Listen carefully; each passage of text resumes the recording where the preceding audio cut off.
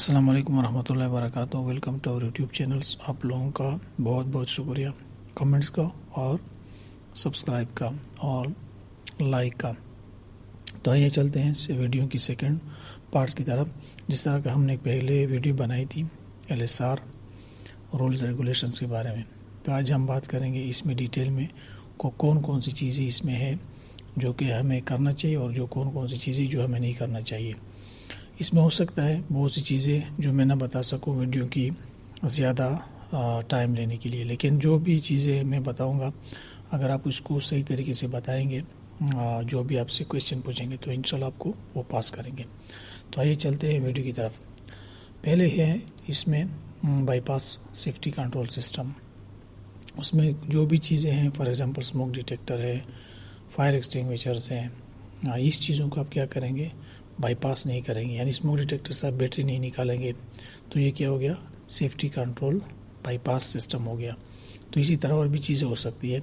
उसमें fire extinguisher हो सकते हैं जो कि डायरेक्ट कनेक्ट होते हैं प्लांट से, उसको आप बाईपास नहीं करेंगे। टैग को किसी भी चीज़ जो है ना, टैग वगैरह को आप निकालेंगे नहीं बगैर परमिशन के। यानी इसमें सारी चीज़ें क्या है, सेफ्टी क्रिटिकल इक्विपमेंट्स है। इसको आप क्या करेंगे, अपनी मर्ज़ी से नहीं निकालेंगे। अगर इन केस कुछ काम है, कुछ इशू है, तो अपने जो ऑपरेशन डिपार्टमेंट से उससे बात करेंगे या जो भी मेंटेनेंस वाले उससे बात करेंगे। उसके बाद जो है ना इसको आप रिमूव करेंगे।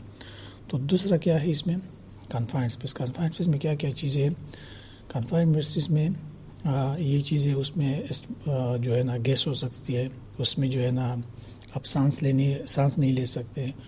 उसमें क्या है, आप वहाँ पे स्टैंड बाई आदमी खड़ा रहेगा। इनकेस कोई अंदर जाता है, कोई बाहर आता है तो उसको जो है ना लॉक सीट में इंटर करेंगे।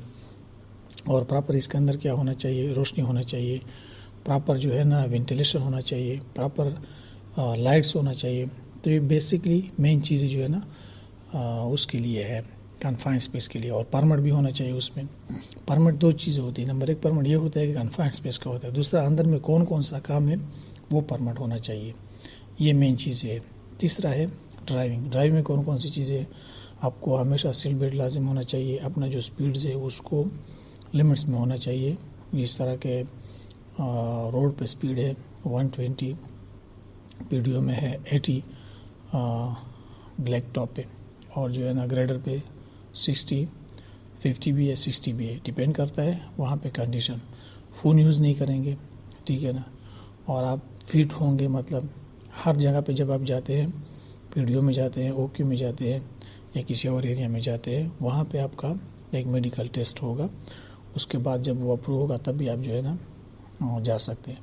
और जो भी जर्नी प्लान होगा उसको जो है ना आप फॉलो करेंगे। जर्नी प्लान क्या होता है, जर्नी प्लान वो होता है कभी भी जब आप जाते हैं पीडीओ में या मतलब ओक्यू में या किसी और एरिया में, उसमें एक प्लान होता है। उसमें जहाँ पे आप जाते हैं, कितने बजे जाते हैं, वहाँ पे स्टे कितना होना चाहिए, ये सारी चीज़ें उसमें मेंशन होती है। तो उसको जर्नी प्लान बोलते हैं।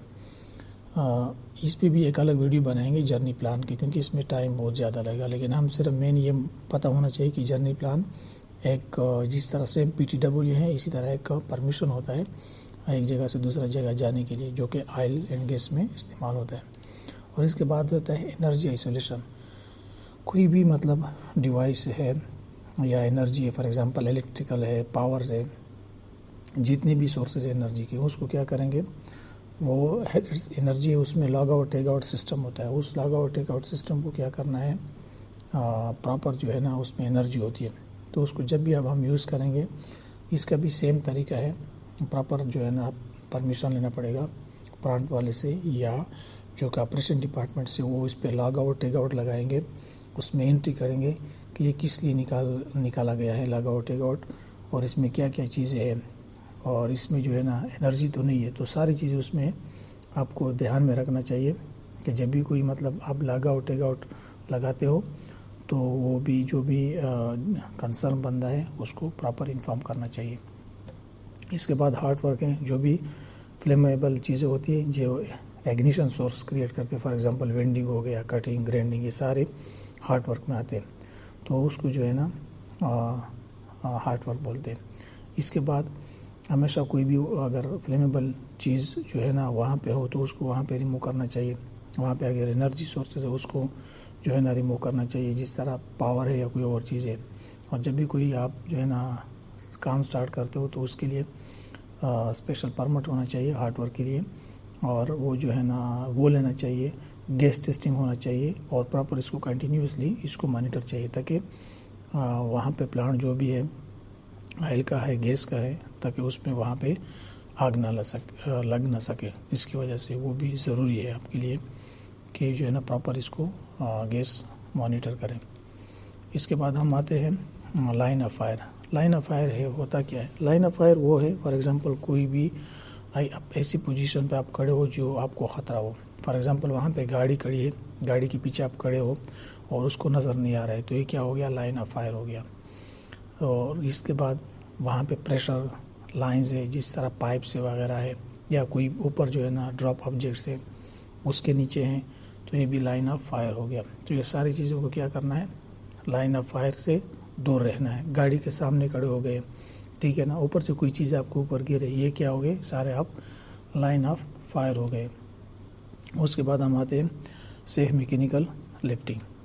कोई भी मतलब अगर लिफ्टिंग हो रही हो तो सही तरीके से उसका प्लान ये कि वो लिफ्टिंग प्लान होना चाहिए, परमिट होना चाहिए, और जो भी इक्विपमेंट्स है उस पर मेंशन होना चाहिए सेफ वर्किंग लोड, और वो इंस्पेक्शन इसकी होना चाहिए थर्ड पार्टी, और उसके इक्विपमेंट्स जो है ना वो प्रॉपर उनके हर जो है ना वैलिड थर्ड पार्टी सर्टिफिकेट्स होना चाहिए, और एरिया को बैरिकेड होना चाहिए, वहाँ पे जो है ना साइन बोर्ड होना चाहिए, कोई बंदा इसका अंदर जो भी सस्पेंडेड लोड है उसके नीचे नहीं जाना चाहिए।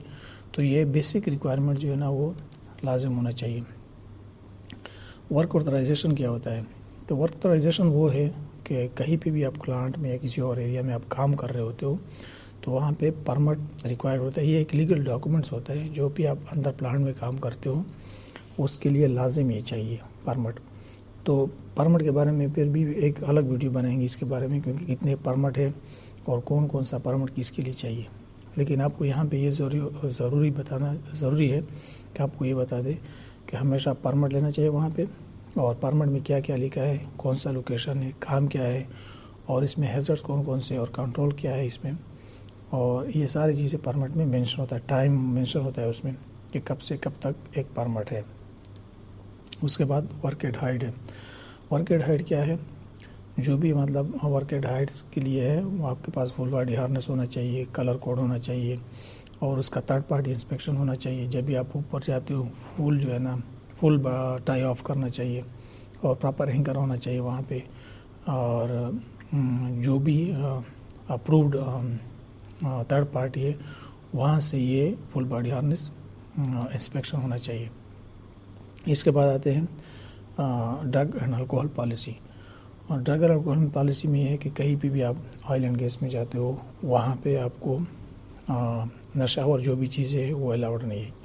मसलन फॉर एग्जांपल शराब हो गया, अल्कोहल हो गया, जो भी है वो अलाउड नहीं है। स्मोकिंग वहाँ पे स्पेसिफिक एरिया होगा जिसको स्मोकिंग शेल्टर बोलते हैं, आप सिर्फ वहाँ पे स्मोकिंग कर सकते हो, किसी और एरिया में स्मोकिंग नहीं कर सकता ऑयल एंड गैस में। तो ये सारी चीज़ें जो हमने बताई है मोस्ट जो है ना इंडस्ट्री में 10 यूज़ होते हैं, लेकिन कभी कभी ऐसा है कि कुछ एरियाज़ ऐसी है कि उसमें 12 भी यूज़ होते हैं। लेकिन इसने मैंने सारे डिटेल्स में बता दिए कि कोई भी आपसे पूछे तक आपको सारी चीज़ों का पता हो। Thank you.